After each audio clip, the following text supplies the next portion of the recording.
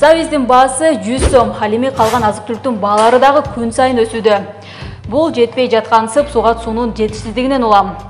Кургакчылык болуп, дыйкандар урушуп, талашууга чейин барышууда. Мындан улам күзүндө түшүм жакшы болбосо, албетте азык-түлүктүн бардык түрүнүн баасы асман чапчыт эмеспи?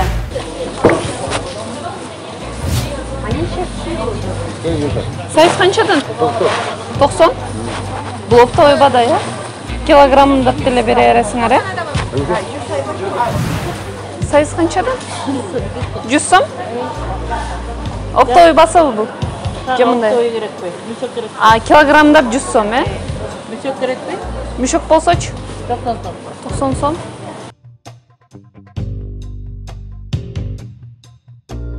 Саламатсызбы же? Жакшы. Азыр бардык продукттун баары кымбаттап атпайбы? Сайызда 100 сомго чыгып кетти. Акча каражатыңыз продуктка жетип атабы? Кыйналып атабы? Кабачка Жетпейт, эч убакта жетпейт. Ошо. Мен дүкөн үчүн алам, дүкөнүм бар кичинекей. Өзүңүз дүкөн иштетесизби? Сиз дүкөнүңүзгө канча сом кошуп сатасыз мисалы? Сайыз 100 сомдон болот атпайбы? Сайыз албайм. Сайыз албайсызбы? Элдер көндү. Эч ким деле сатып албай калдыбы сайызды? Сайыз канчадан эже? 95. 95? Адаган толуп кетти. 3-4 деле сайыз 1 кило болуп калабы? Жок, 500 бара. Жарым кило. Жарым килодон ашты? Сайыз салатка же пловко жетпей калат да? Анда килограмм алышың керек. Мына өзүңүздөр көргөндөй сайыздын баасы, дүң баасы өзү 90-95. Эгер килограммдап алсаң 100, анан 100дөн өйдө болот экен. Эми карапайым элге кыйын эле болот. Проблемабыз кечээ эмес, мурдагы эмес, 30 жылдан бери келатат. Бул эки себептен эсептейм. Бул биринчи себеби бул тышкы себеби, анан ички себептер.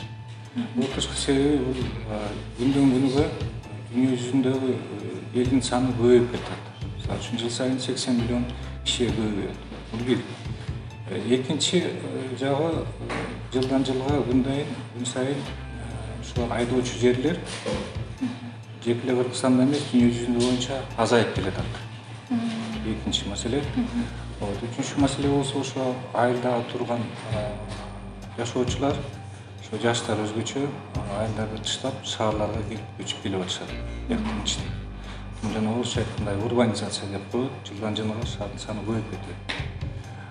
Төртүнчү себеби ошол канчалык өнүккөн мамлекеттер болсо, ошончолук алар тамак ашты көбүрөөк жейт. Ар кандай түрлүү тамактарды көбүрөөк.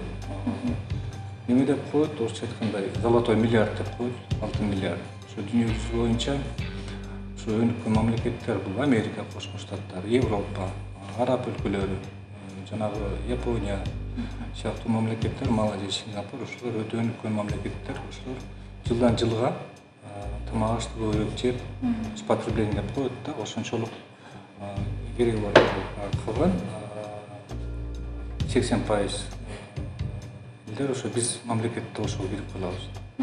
Бул тышкы факторлору таасир берген жанагы азык-түлүк кризис боюнча. Эми ички факторубуз ошол себептүү. Бул проблема илгертен эле баштап келатат. Жок, жылдан жылга ошо мен айткандай кишинин саны көбөйүп, өнүккөн мамилелерде байып, ушак тамак ачылып, ушак кашыктын баары ушакка кетип калат. Анан өзүбүздөн кетет да. Эгер өзүбүз огородубузду, жерибизди иштетпесек, кичинекей болсо дагы, 1 соток жер болсо дагы, ошону дагы иштетиш керек. 1 гектар эмес, 100 гектар эмес. Ошол эле огородуңду, дачадагы, үйүң тегерегиндеги ошону дагы өзүбүз иштетишибиз керек. Мамлекеттин жумушу болуп, бирок өзүбүздөн да кетип атат. Кепти өзүбүздөн. Мен мисалы үчүн бөлөк мамлекеттерге эле барам, Өзбекстанга деле барам, бөлөк мамлекеттер бар. Аларда мындай жерлер бош жатпайт. Бизде суубуз деле бар, суу бар, малда деле ошол жака эчтеке себелбейт, айдалбайт. Кеп өзүбүздө дагы бар. Биз жалкообуз, чын ачык эле айтайын, биз жалкообуз. Кеп өзүбүздө. Килограммы 25 сом болгон сабиздин баасы 100 сом болуп жатат. Мындан улам кафелерде плов жана сабиз кошулган салаттардын баасы дагы улам жогорулап жатканын байкадык. Сабиздин баасы социалдык тармактарда 2 күндөн бери кызуу талкууга алынып, кээ бирлери Айыл чарба министрлигин такыр иштебей жатканын сынга алса, ал эми кээ бирлери бул дыйкандардын эмгеги алардагы бир киреши алышы керек деген пикирлерди жазып жатышат. Ал эми ошол эле учурда чет жакта жүргөн Facebook колдонуучулары болсо башка өлкөдөгү азык-түлүктүн бааларына Кыргызстандын азык-түлүктүн бааларын салыштырып, айлык майынын дагы Кыргызстанда аз экенин дагы айтып өттү. Азык-түлүктүн баасын уккан эл же ыйларын же күлөрүн билбей да калды.